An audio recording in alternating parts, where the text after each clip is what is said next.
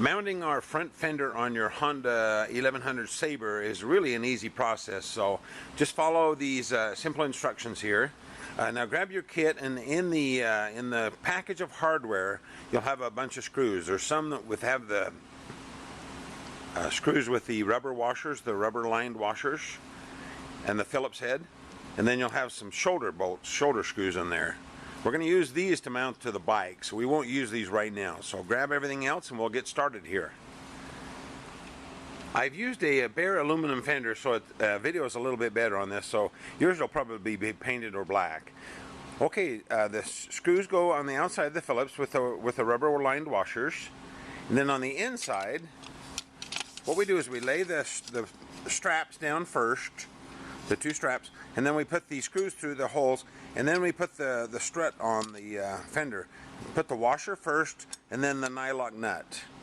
So do that on all four holes. Strap first, the strut, and then the washer, and then the nut. Now leave these just a little bit loose for now, and we're going to mount this to the motorcycle.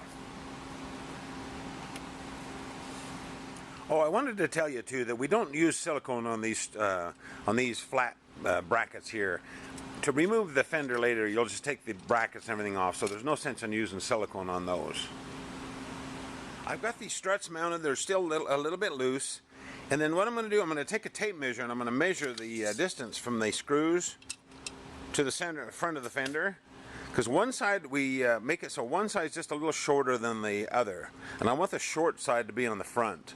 So this is the shorter side, and I put a little piece of tape on there, so when I mount it I'll put this to the front. Let's go ahead and mount the fender to the motorcycle. You notice my tape's to the front, and use the shoulder screws that we give you in the kit, and they require a 10mm wrench, and I use my little box end wrench to do it. So go ahead and put the screws in here.